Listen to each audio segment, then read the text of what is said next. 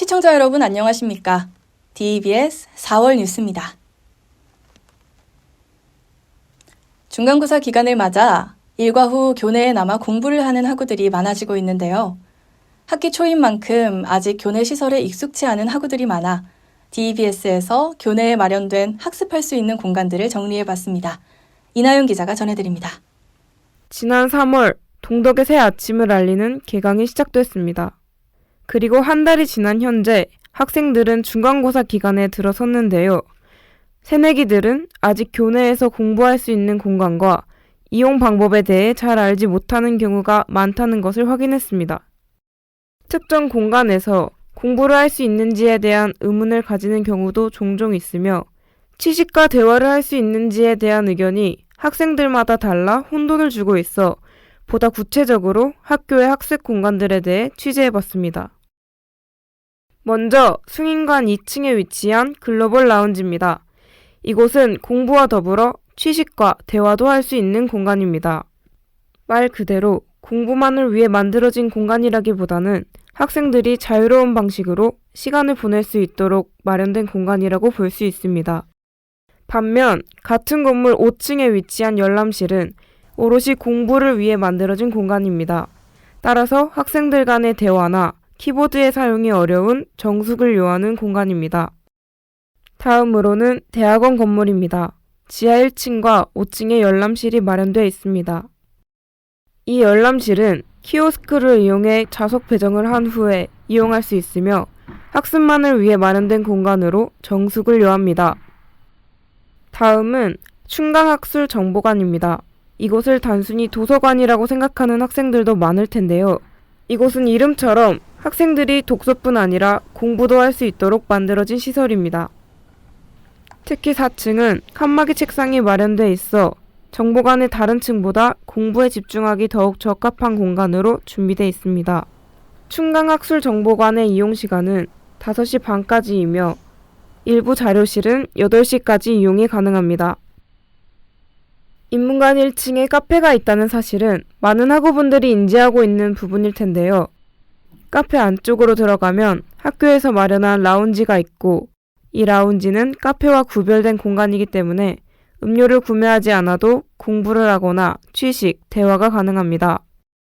마지막으로 살펴볼 시설은 100주년 기념관입니다. 100주년 기념관은 공부를 할 수 있는 공간이 가장 많이 마련된 건물인데요. 2층에는 휴식을 위한 공간과 공부를 할 수 있는 라운지가 마련되어 있습니다. 이 라운지에서는 음식물 섭취가 불가능하며 열람실만큼은 아니더라도 어느 정도의 정숙이 요구됩니다. 3층에는 3인 이상부터 이용 가능한 그룹 스터디실이 마련되어 있는데요. 이는 사전에 온라인으로 예약을 해야지만 이용이 가능합니다. 팀플과 같은 서로의 소통이 필요한 학습 공간으로서 유용하게 사용되는 공간입니다. 4층에는 열람실이 마련되어 있습니다. 정숙을 요하는 열람실에서도 노트북을 사용해야 하는 학생들을 위해 노트북 열람실이 따로 구분되어 있으며 노트북 열람실의 좌석이 모두 차면 따로 구분된 심화 열람실에서 노트북을 사용할 수 있습니다. 일반 열람실과 심화, 노트북 열람실 모두 온라인 또는 키오스크를 통해 좌석 배정을 받은 후 이용할 수 있습니다. 소개드린 공간들 외에도 빈 강의실이나 실외에서 바람을 쐬며 공부할 수 있는 100주년 테라스도 마련되어 있으니 참고하시면 좋을 것 같습니다. 이처럼 학교 내에는 곳곳에 다양한 공부시설들이 마련되어 있는데요.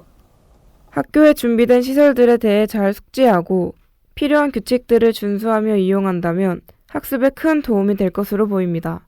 DBS 이나연입니다. 지난 19일 동인관에서 신입생을 환영하는 꽃이 피움 콘서트가 개최됐습니다. 공연예술대학 학생들과 초대 가수 이영지 씨가 다채로운 공연으로 무대를 꾸렸고 학기 초 많은 학우들의 마음을 벅차오르게 했습니다. 성예진 기자가 보도합니다. 지난 4월 19일 동덕여대 신입생을 환영하기 위한 동덕 꽃이 피운 콘서트가 개최됐습니다. 교내 구성원 140명과 가수 이영지가 무대에 올랐고 학생들은 부푼 마음을 안고 참석했는데요. 출연진들은 자신이 갈고 닦은 실력을 뽐내며 활기찬 무대를 이어나갔습니다. 오케스트라는 총 3곡을 선보이며 웅장한 연주를 보여줬습니다. 합창단은 아름다운 소리로 성악 공연을 진행했고 실용음악과의 밴드 공연으로 관객석은 한껏 달아올랐습니다. 방송연예과에서 준비한 뮤지컬 마이마더에서는 역동적인 공연에 학부모 연설이 더해져 학생들의 마음에 뜨거운 감동을 주었습니다.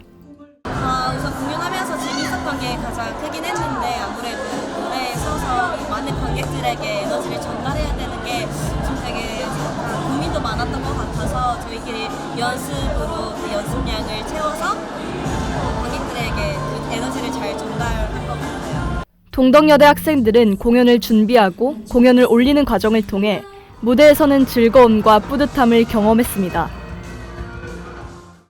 콘서트 2부는 초대 가수 이영지의 무대로 꾸려졌으며 학생들의 열광하는 자리가 만들어졌습니다. 가수 이영지는 동덕여대의 학잠을 입고 총 7곡의 노래를 부르며 학생들과 직접 소통하고 교감하는 무대를 이어나갔습니다.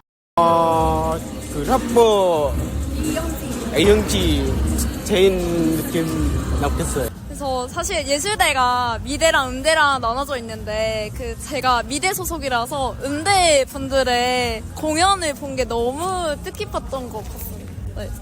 학생들은 교내에서 가수의 무대를 접할 수 있었다는 점에서 크게 만족했고 나아가 교내 구성원들의 다양한 공연을 통해 그들의 열정과 예술대학 학과들의 색깔을 직접 경험할 수 있었던 것 또한 인상 깊었다는 소감을 전했습니다. 교수님들 역시 이번 콘서트를 통해 학생들의 뜨거운 열정을 느꼈으며 우리 학교의 비전 또한 확인할 수 있었다고 말했습니다. 콘서트에 참여한 모든 학우들은 서로 간의 협동심과 앞으로의 학교 생활에 대한 큰 동력을 얻은 모습을 보여줬습니다. 신입생 학우분들이 앞으로의 학교 생활에 많은 기대를 품고 동덕에서 한없이 피어날 수 있는 기회가 됐을 것으로 보입니다. DEBS 성예진입니다. 이상으로 DEBS 4월 뉴스 마칩니다. 시청해주신 여러분 고맙습니다.